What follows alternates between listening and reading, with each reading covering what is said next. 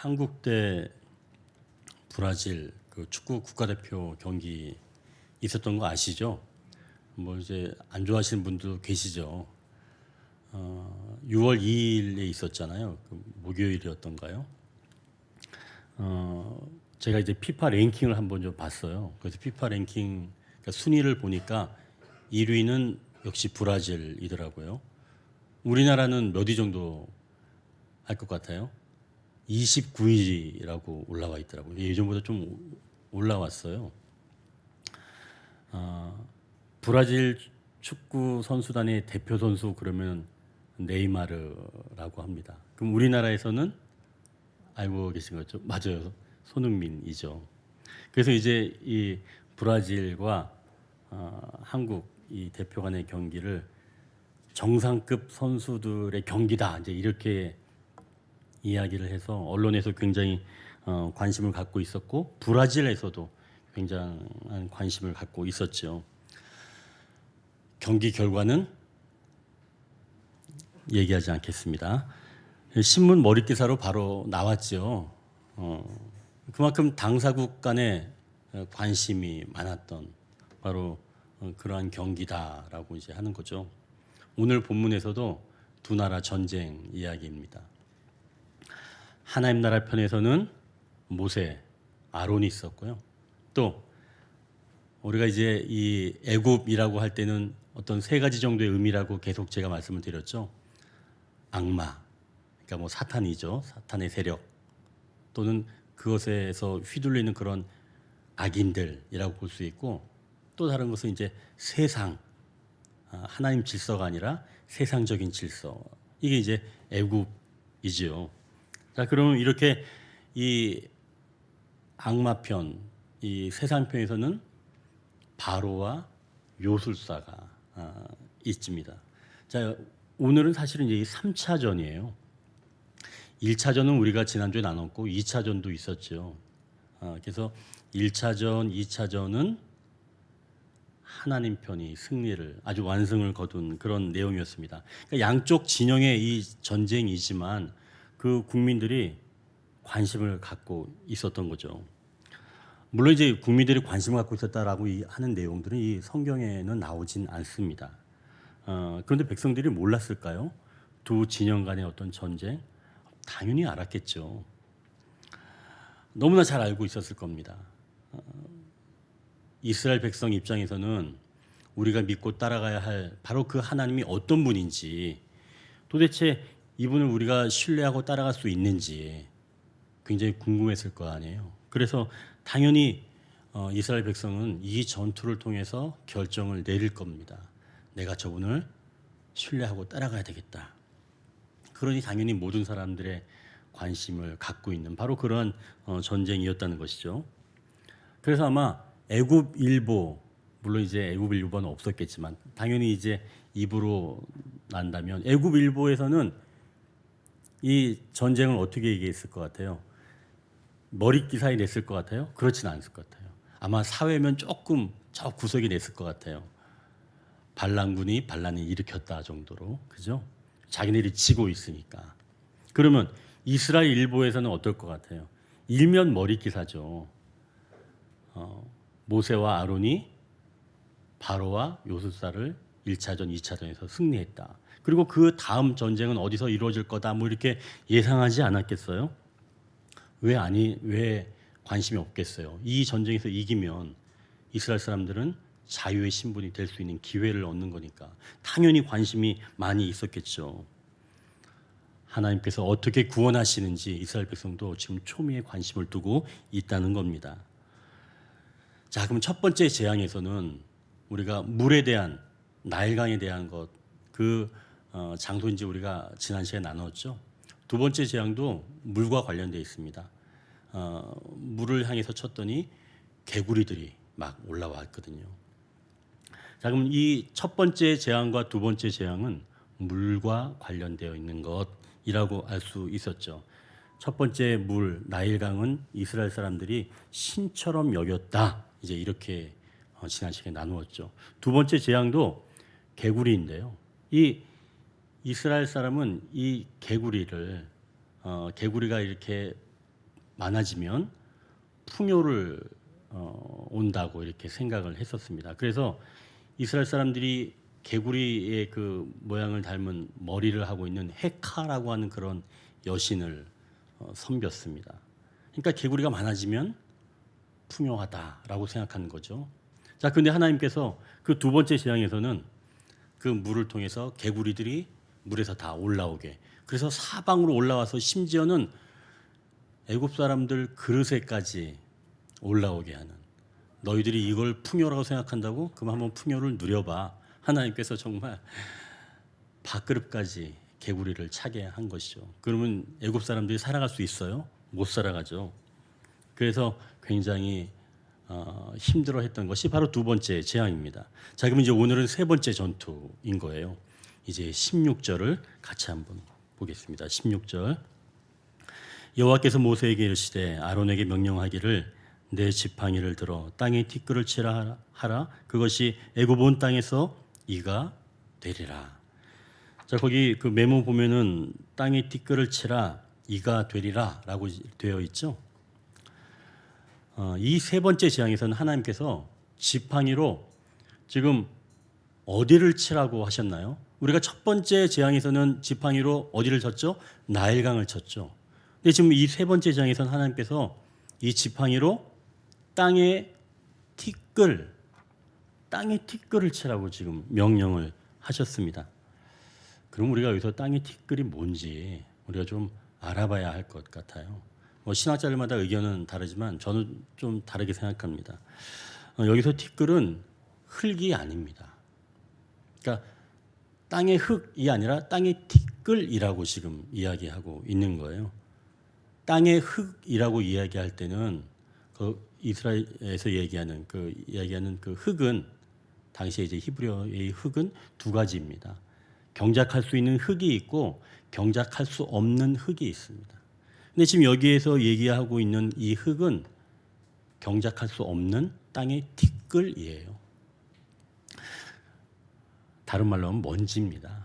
그래서 영어 성경은 이것을 먼지라고 표현을 해놨어요. 자, 그렇다면 먼지는 여러분 유용합니까? 유용하지 않죠. 가치가 없는 게 먼지입니다. 그 말 그대로 쓸모가 없는 것, 이게 바로 땅의 티끌인 것이죠. 이 땅의 티끌을, 이 원어를 똑같이 사용한 곳이 한 군데 있어요. 어디에서 그러냐면요, 창세기 2장 7절에 보니까 이렇게 기록되어 있습니다. 여호와 하나님이 땅의 흙으로 사람을 지으시고, 여기서 얘기하는 흙도 경작할 수 있는 흙이 아니라 경작할 수 없는 흙, 먼지를 이야기합니다. 그럼 하나님께서는 땅의 흙으로, 즉 먼지로 사람을 지으시고, 이렇게 되어 있죠.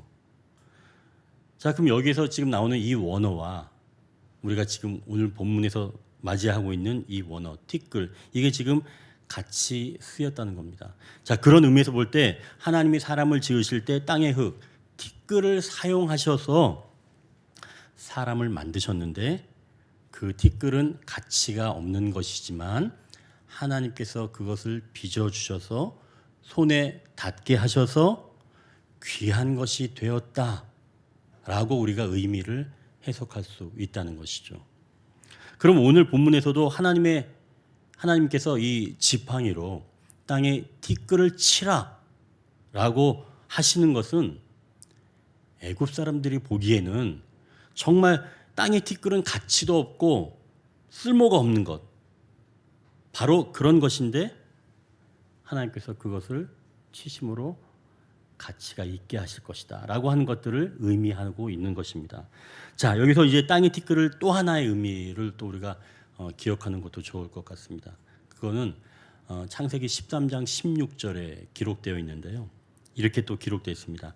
내가 내 자손이 땅에 티끌 같게 하리니. 하나님께서 아브라함에게 약속해 주시는 말씀이에요.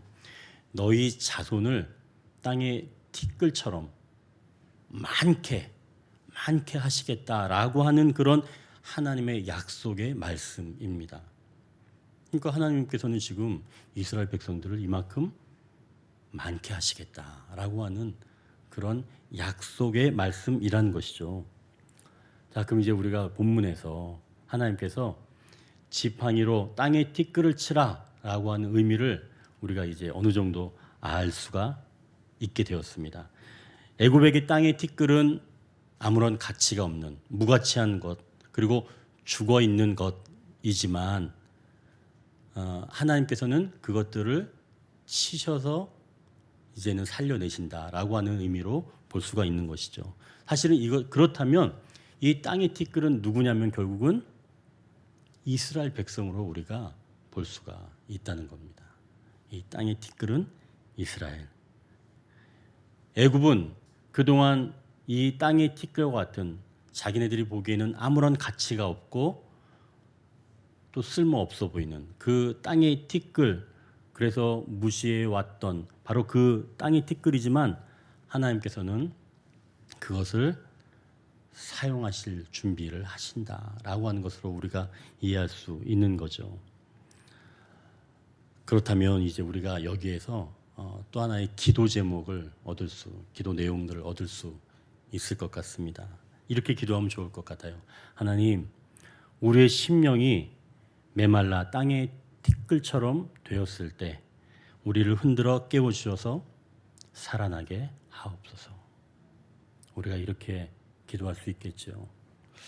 자, 그러면 이제 우리가 하나 더 생각해 볼 게 있습니다. 아니, 그럼 하나님께서 땅의 티끌을 치라고 하셨어요.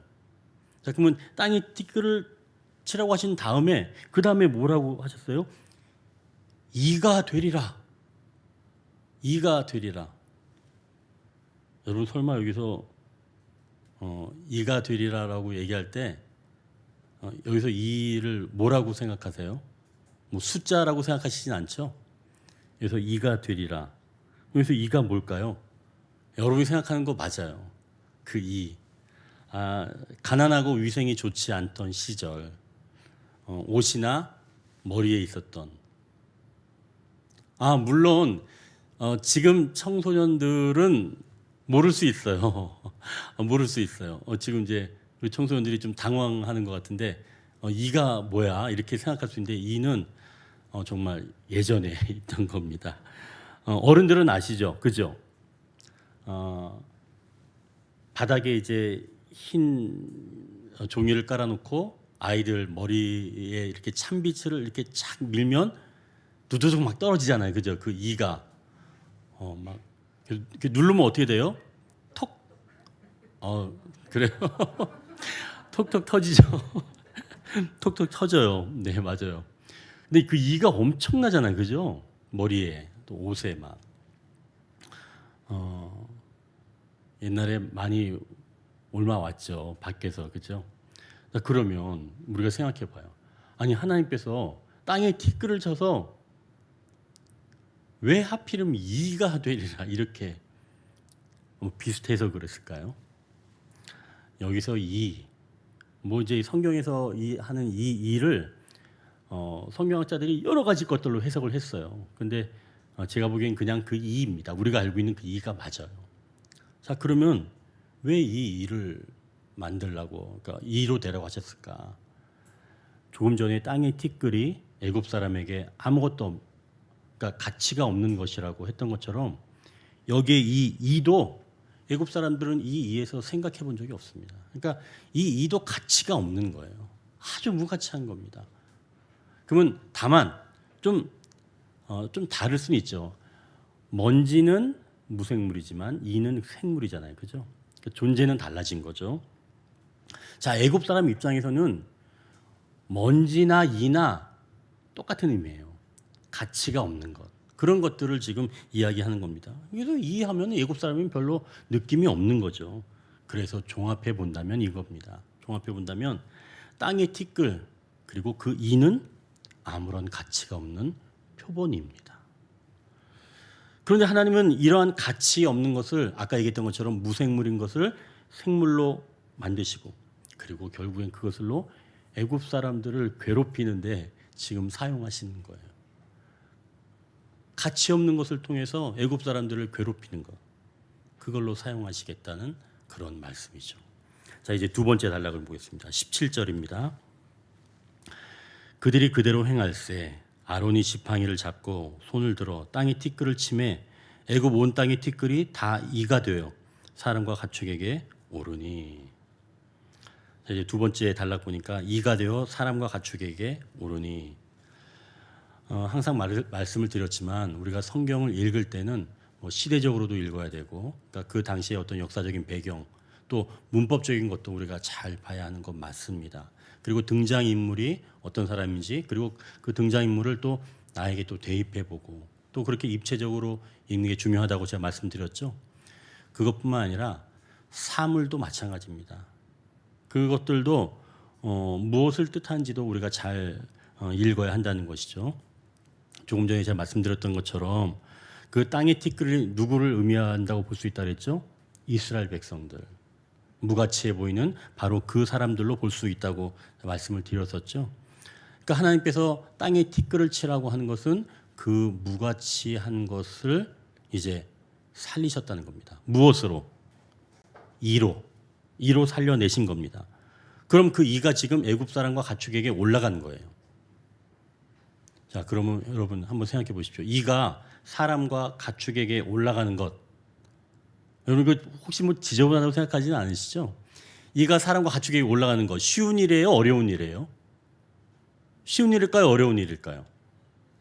제가 그걸 생각해 봤습니다. 이가 사람에게 올라가는 것, 가축에 올라가는 쉬운 일일까 어려운 일일까? 저는 별로 어려운 일 같지는 않아요. 그냥 하나님께서 오를 수 있도록 이에게 신체적인 능력을 허락해 주셨습니다. 여러분 그 이를 현묘경으로 이렇게 확대해 놓은 거 본 적 있나요? 제가 사실은 어제 아주 다양한 이들을 봤거든요. 네이버에서 아니 왜 이렇게 여러분도 한번 나중에 한번 보세요. 근데 잘생긴 애들도 있어요. 잘생긴 애들도 있는데 확대해서 보면 대단하게 만드셨어요. 정말 우리 눈에 잘 보이지 않는데 종류도 엄청나고요. 생긴 거 보니까 올라가기 쉽게 생겼어요. 다리가 그냥 딱 돼 있어가지고 그냥 올라가는 겁니다.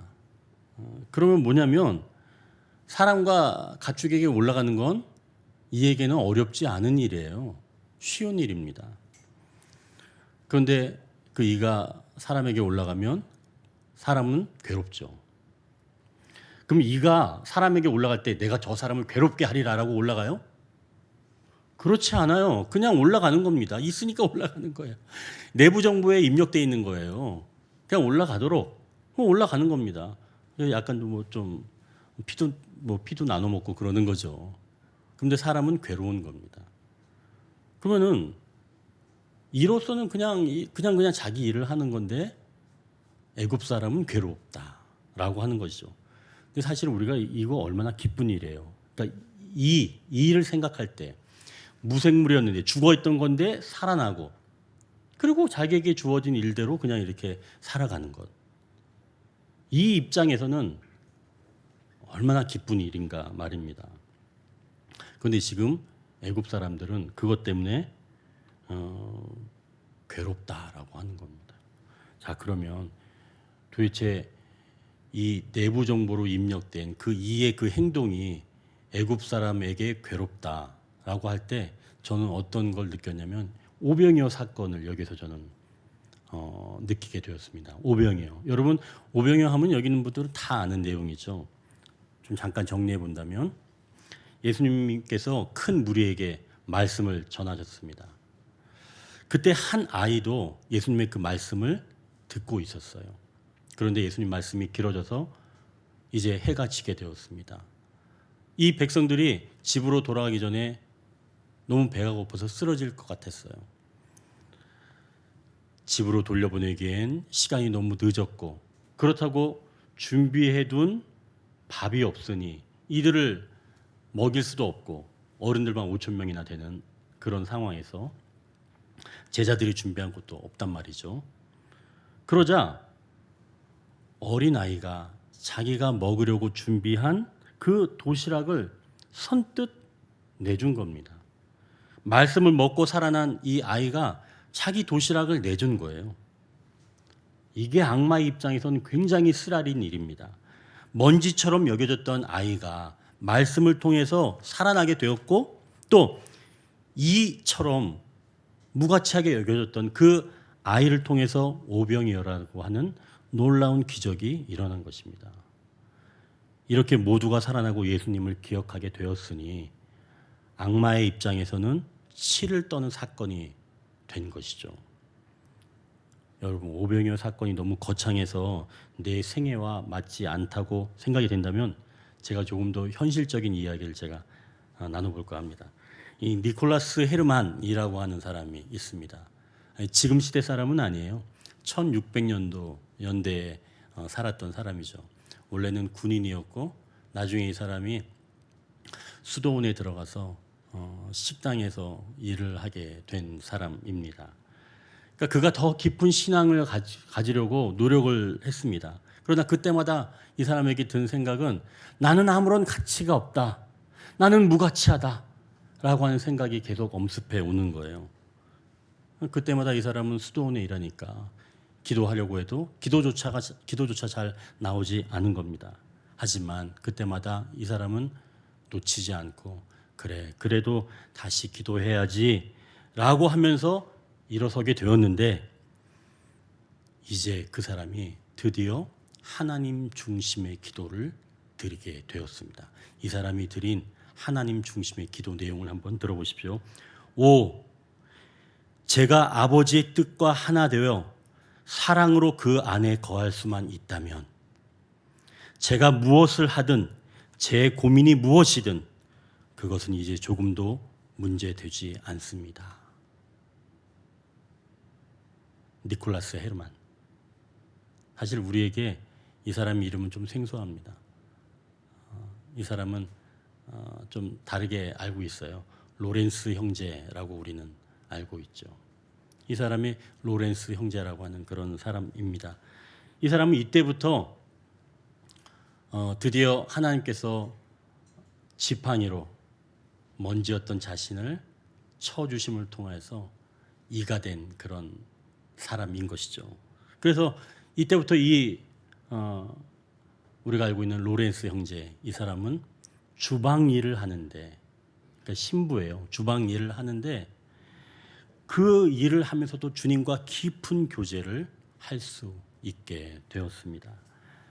그는 하나님의 임재를 어떤 거창한 일에서 찾은 게 아니었던 것이죠. 그가 나중에 이렇게 말했습니다. 꼭 큰 일만 해야 할 필요는 없다.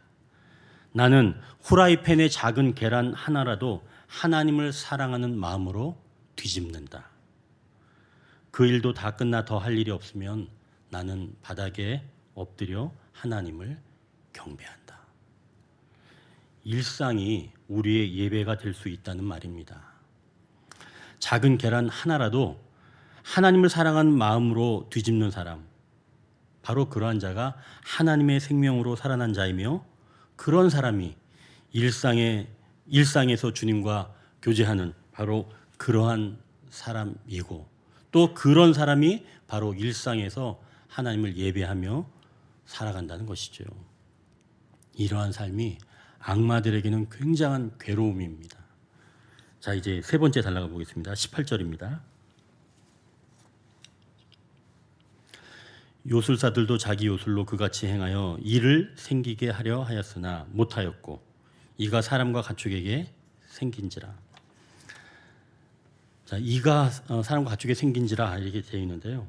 그 전에 보면 지금 이 요술사들도 자기 요술로 먼지를 한번 쳐서 그거를 이로 한번 바꿔보려고 했던 거죠. 그렇죠? 요술사가 한번 해보려고 한 거예요. 먼지한테 이로 변해라!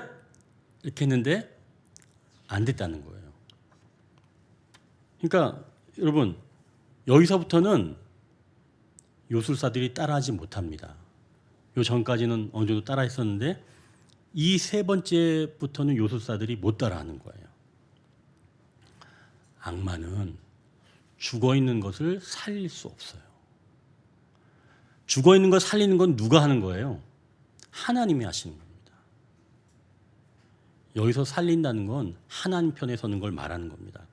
악마 편에 서게 하는 것은 그것의 종이 되는 것이고 자유가 박탈된 그런 삶을 이야기하는 거죠.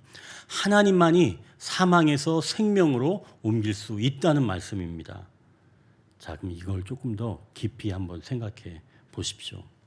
왜 애굽의 요술사들은 땅의 티끌을 가지고 이로 만들지 못했을까?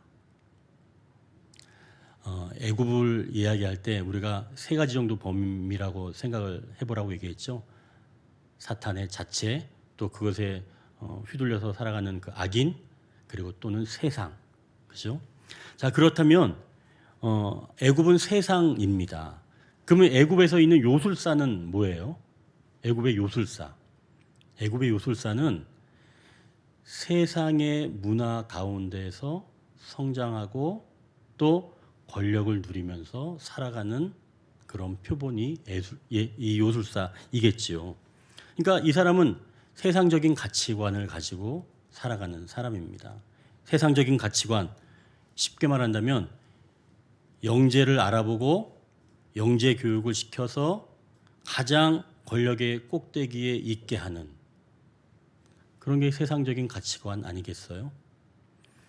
좋은 것을 더 좋은 것으로 만들어서 그 위에 모든 것들을 다스리게 하는 그런 가치관을 따르고 있는 사람이 여러분 지금 땅의 티끌 정말 무가치한 것, 가치 없는 것 이런 것들을 다뤄본 적이 있을까요? 다뤄본 적이 없어요.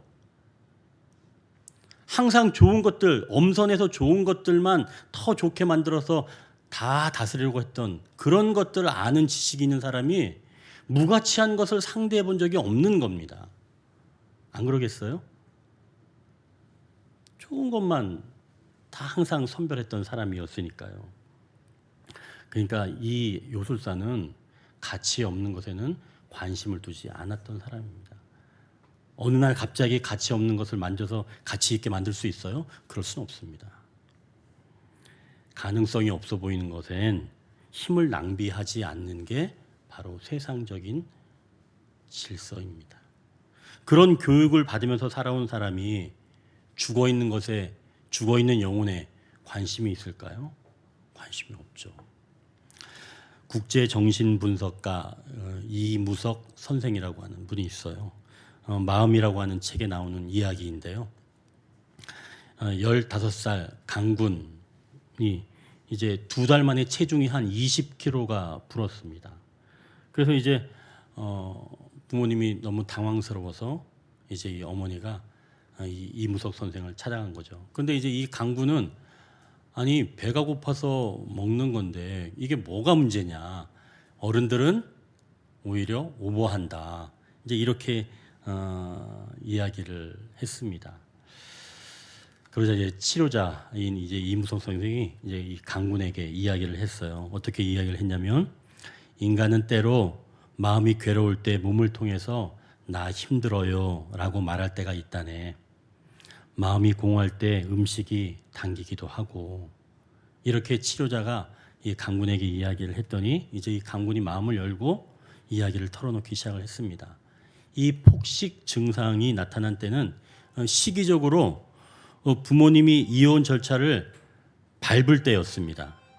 이 가정 붕괴와 상실감에 대한 두려움이 원인이었지요. 그런데 사실 강군의 폭식증은 더 많은 이야기가 그 안에 담겨 있는 겁니다. 치료자가 그래서 강군에게 물어봤어요. 강군은 아버지를 생각하면 가장 먼저 무슨 생각이 떠오르나요? 이렇게 물어봤습니다. 그랬더니 이 강군이 대답을 이렇게 했습니다. 제가 아버지 하면 떠오르는 게 조련사와 수족관입니다. 이렇게 얘기를 하는 겁니다. 조련사는 어때요, 여러분? 비정합니다. 자기 기준에 도달할 때까지 대상을 가혹하게 훈련합니다. 그게 조련사죠. 그리고 말을 잘 들으면 그때 먹이를 주는 거죠. 강군은 아버지의 칭찬의 말을 기대했지만 이 강군의 아버지는 애정 표현을 어떻게 했냐면 돈으로 했습니다. 그러니까 자기 기분에 맞지 않으면 용돈을 깎아버린 거예요. 그러니까 이 강군이 실망스럽고 또 자존심이 상할 때가 한두 번이 아니었겠죠. 한 번은 이제 강군이 전교 1등을 해서 아버지한테 칭찬을 들을 줄 알았는데 아버지가 그때 이렇게 이야기를 한 겁니다. 자만하지 마라. 너보다 뛰어난 애들이 수없이 많다. 이렇게 다그쳤다는 거예요. 그리고 성적이 떨어지면 아버지가 이렇게 얘기했습니다. 이건 정말 내 아들답지 않구나. 실망이다. 그러고는 아버지가 서재로 그렇게 바로 들어가 버린 겁니다. 그러니까 강구는 부모에게 실망시키지 않으려고 발버둥 치는 바로 그런 착한 아들이었습니다. 그러니까 모든 욕구는 금지된 채 이제 살아가게 된 거죠. 다른 사람들이 보기에는 이런 강군을 애늙은이라고 이야기를 합니다. 그러다가 지금 폭식증이 터진 거예요. 그러니까 강군의 아버지가 사실은 애굽의 요술사와 같은 사람입니다. 근데 하지만 이 강군의 아버지도 그럴 만한 이유는 분명히 있었습니다. 상담을 하다가 알아낸 건데요. 이 강군의 아버지는 어릴 적 자기 아버지가 무능하다고 여겼던 사람입니다. 그리고 실제로 그랬습니다. 왜 그랬냐면 그러니까 강군에게는 할아버지죠. 그 할아버지네가 재산이 많았습니다. 그런데 정말 이 억센, 그러니까 이 할아버지의 이 여동생들이 굉장히 억셌다고 합니다. 그래서 이 할아버지의 재산을 다 그냥 빼앗아 버리게 된 거죠. 그러니 강군의 할머니가 늘 고생을 했습니다. 이 강군의 할머니는 늘 남편의 무능을 원망하면서 살았고, 그런 모습을 지켜보면서 자란 이 강군의 아버지는 나는 절대로 아버지처럼 무능한 인간이 되지 않겠다라고 생각을 한 것이죠. 이 강군의 아버지는 이런 마음을 가지고 전투하는 것처럼 인생을 살았습니다. 이 덕분에 출세는 했지만 잃은 것이 너무나 많았던 거죠.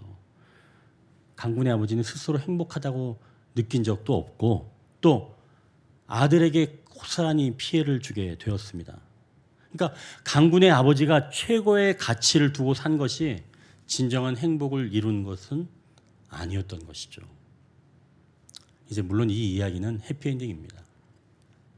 가족 모두가 모여서 함께 이야기를 하면서 서로의 마음을 알게 되었고, 또 강군이 아버지를 그래도 걱정하고 있으면서 우는 모습을 통해서 이 강군의 아버지가 놀랐습니다. 아니, 얘가 내 걱정을 하고 있네, 이 상황에서. 그래서 아버지가 놀래가지고 밖에 나가서 울고 돌아와서 아들에게 용서를 구했죠. 그러면서 이제 이 강군의 아버지가 달라지게 되었습니다. 회사 일할 때도 그래, 내가 좀 부족해도 괜찮아 라고 말할 수가 있게 되었습니다. 이후에 어떻게 됐냐면 강군의 폭식증도 사라지고, 이 강군의 이 부모님도 내면의 이야기를 서로 나누다 보니까 이혼할 이유가 사라지게 된 것이죠.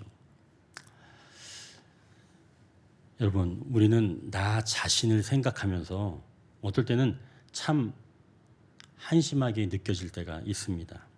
나는 왜 이 모양일까? 뭐 하나 잘하는 게 없을까? 스스로 보기에 가치가 없어 보이면서 괴로운 마음이 듭니다. 그러면서 서서히 죽어가는 겁니다.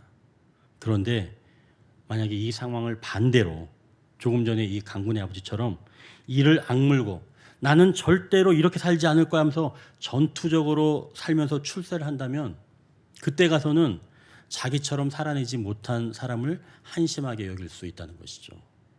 우리가 기억해야 할 것은 하나님이 우리를 만져주실 때 죽어있는 영혼이 살아나는 것이며, 그때 가치 있는 삶이 된다는 겁니다.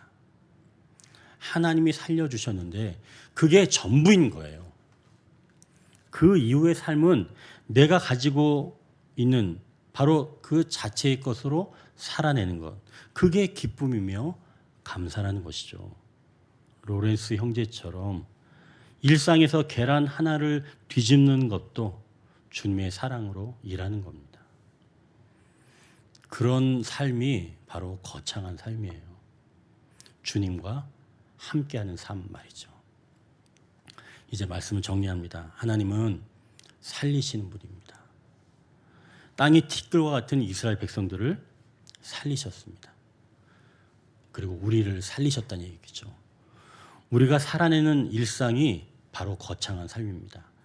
그게 대단한 겁니다. 우리가 살아내는 것 자체가 대단한 일상이라는 것이죠. 그리고 그 안에서 주님을 만나고 우리가 예배하는 것입니다. 세상적 지식은 무가치한 것에 관심을 두지 않습니다. 그래서 죽은 것을 살려낼 수 없다는 것이죠. 그러나 우리가 일상에서 예배하며 일상에서 감사한 생활을 할 때 나는 더 풍성해지며 내 주변이 살아난다는 바로 그러한 말씀입니다. 기도하겠습니다.